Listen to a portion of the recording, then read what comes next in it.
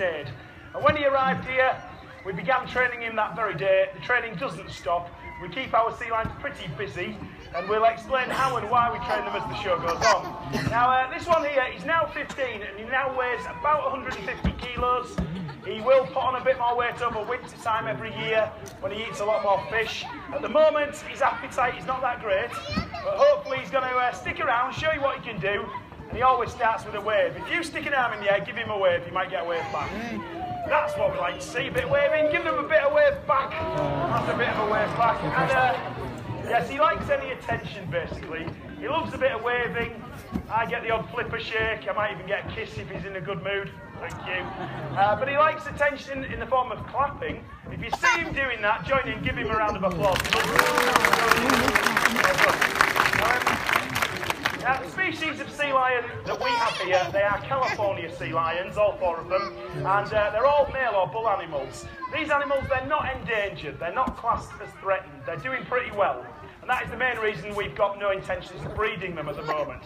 If they were an endangered species, we'd do our best to promote breeding here at the zoo. But they're not, so it's not essential. And the other thing is, they breed really well in zoos. They have done for years. We have actually bred them here in the past, many years ago. But that means you can end up with lots of baby sea lions if you're not careful. And they do take a bit of looking after. We've got limited space, of course. So at the moment, we've got the four boys here. Marvin's the second oldest. The oldest one we have now is Clive. He has been the alpha male here for the last 4 years, and he will be hopefully joining us on stage a bit later. But his behaviour has been unpredictable recently, to say the least. So I'm hoping he's going to come out and join us a bit later. Marvin, 15, we've got Merlin, who's 12, and Miguel, the youngster in the group, he's just 10. A real mischief, but very clever.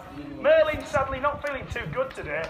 He's been off colour a couple of days now, got a bit of a stomach bug, he's got an eye infection, so he won't be out in the main pool today, but you might see him on stage next time you visit, as they all take part. But Marvin, I've got to say, one of the stars of the show, definitely. Now, they're marine mammals. They breathe through the nose and mouth like us. They're mammals in every sense of the word.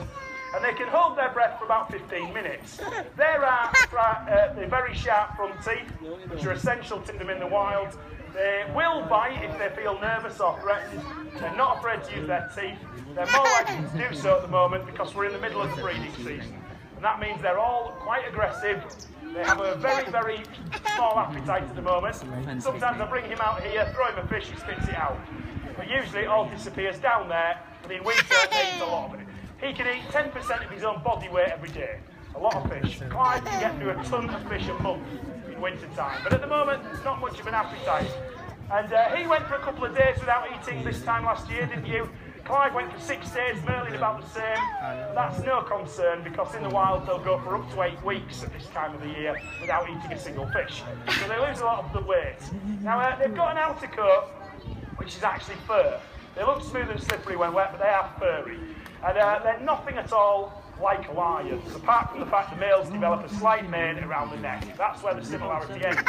They're similar to dogs, very similar. They've got teeth like a dog, whiskers around the nose, a fur coat. They bark to communicate, say ah, lovely. And they have a similar level of intelligence. Like a dog, they love attention. Most of the time they love food, and you can use either as a form of positive reinforcement. And that's how we do all the training. Now, Marvin, when he first arrived here, before he was taught to wave or clap, he was taught to open his mouth when I touch him on the chin. And that allows us to check his teeth. No problem, so can the vet, if he pays a visit, that's easy. If I touch him on the nose, he does this. He blows his nose every time. Lovely. And when he does that, he provides me with a mucus sample. Would anybody like to shake hands? No, no. Now, they can suffer from infections in the nose and throat. If you teach them to do that, you can take a sample of mucus. Yes, kids, I am talking about snot sample. And you can send that to the vets to be checked. If there are any nasty bugs in the sample, we can give them medication, can't we? Somebody's also taught him to stick his tongue out. Some infantile trainer. There's no reason to teach them to do this, but it looks funny. You love doing that, don't you? Smile. Right, enough of that. Now, you've seen how he uses his flippers to wave and clap. In the water, the front flippers provide the power. They're very strong, and each one can grow to the length of my whole arm. Now, if he was a seal, which he isn't, seals are cousins of these animals, but they're not the same. A seal's front flipper only grows as big as my hand. So look at the difference there.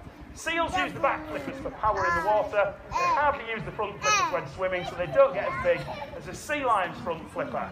All the power, where these animals are concerned, is in the upper body. He's got loads of muscle in the chest, in the shoulders. Seals, they've got more muscle lower down the body, but the flippers at the front give you a clue. Now, if you look at the ears, there and there are Marvin's ears. He doesn't like me touching them, but I will. There they are. Look. There are Marvin's ears, and they stick out like that. All sea lions, sorry mate, all sea lions have those little ear flaps. Seals don't.